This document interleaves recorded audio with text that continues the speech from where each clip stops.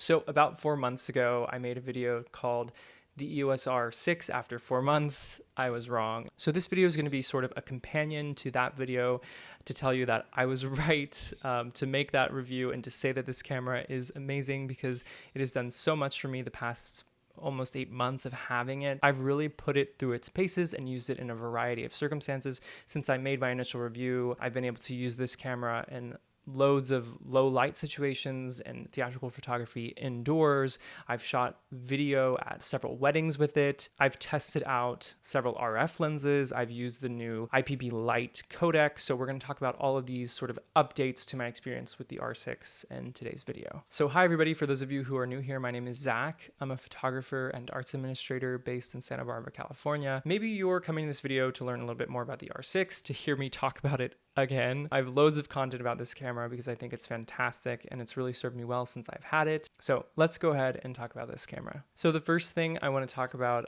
is coming back to image quality. I stand by what I said in my initial review. This camera takes amazing photos. The image quality is really superb.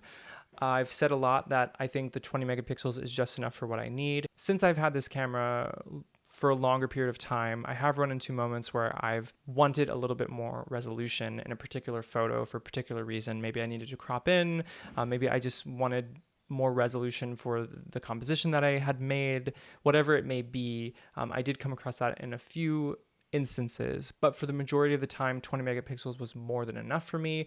I did a promotional shoot for Opera Santa Barbara a few days ago where I was shooting in the studio with this camera. That was one of the situations where I could have used a little bit more resolution, but we ended up printing posters for the outside of the theater and they look completely great. So it just goes to show 20 megapixels is fine for printing. Of course, it depends on what you're printing and how much detail you need and how much you're cropping. But in most circumstances, the resolution of this camera is more than enough. Also, you can actually increase the resolution of a file in Lightroom, which does a pretty good job. I've used it a little bit.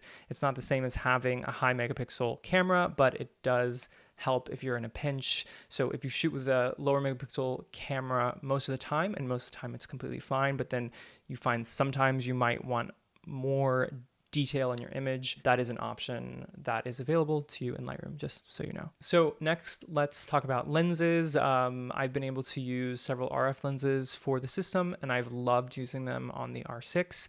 So I've used the 50-1.2, the 85 1.2, and I recently purchased the RF 35 1.8.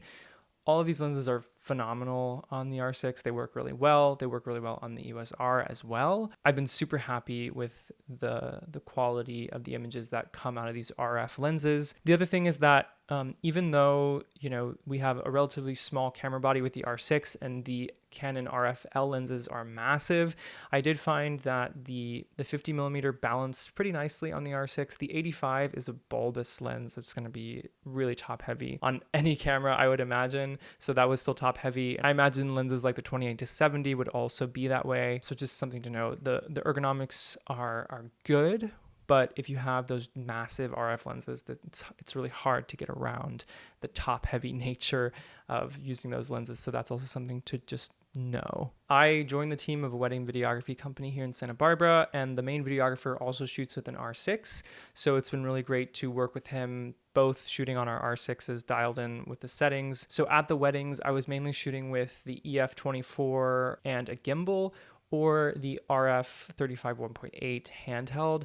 I have to tell you, being able to shoot handheld with the little RF lens was incredible. I mean, the package is just so small when you're shooting with that. I mean, look at how small this combination is. And imagine we're shooting all day at a wedding just like this.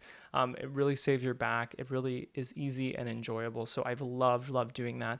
And the footage has been amazing. Now, something to know is that these cameras do have the overheating issue that lots of people talk about. So let's talk about that. So at these weddings, I was shooting in 4K 60 all day long, short clips, 4K 60, and we were shooting in the new IPB LITE codec. So that's 4K 60 IPB LITE. And I was able to make it through the weddings every time shooting short clips like this.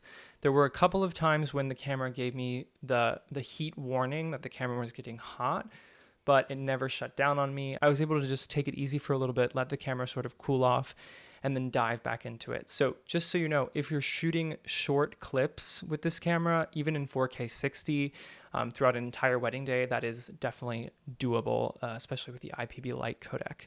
If you're like me and you film long form content like operas, for example, and you're shooting in 4K or even in 1080, this is not going to be the camera for you, because if you're shooting 4K, it will overheat if you're shooting for long periods of time, like the length of an opera. And if you are shooting even in 1080, it won't overheat, but there is still the 30-minute cutoff.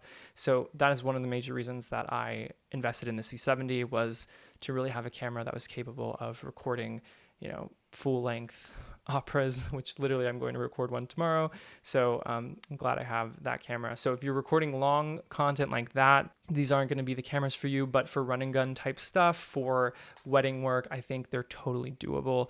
And that overheating issue is not really, in my opinion, not really a deal breaker, because the quality of the image and the usability of the system is at such a high level. It's just really great. So I've also put this camera to the test in terms of low light performance. The low light performance of the R6 is something that's been talked about a lot because it has a lower megapixel sensor. So theoretically, it should be really strong in low light. That has been the case 100%. I'm super happy about how this camera performs at high ISOs. When I was shooting weddings late at night and cranked the ISO, the camera just makes an incredible image, even at really high ISOs. So I was super happy with that.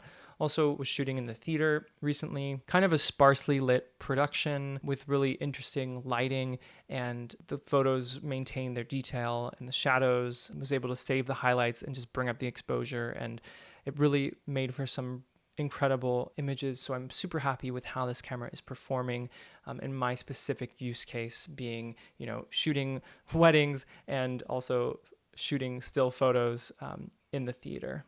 So the last thing I sort of want to touch on is just some feedback I got from a lot of you commenting on the videos.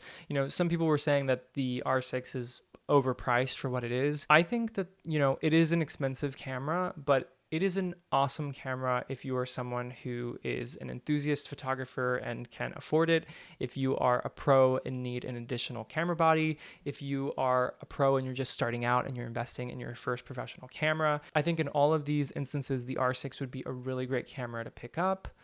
You are getting a lot for your money despite the camera being a little bit pricey.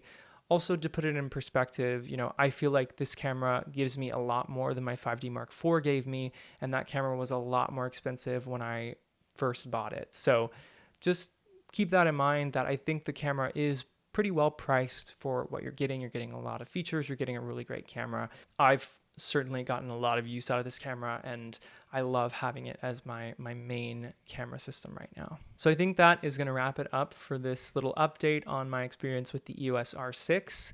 Let me know what you think down below in the comments. If you've been using this camera, if you're still on the fence, what are you currently shooting with? Are you waiting for the R3? Let me know down below. If you're new here, consider subscribing. I'd love to see you at the next video. Thank you as always for watching, and I'll see you soon. Bye. Love is coming.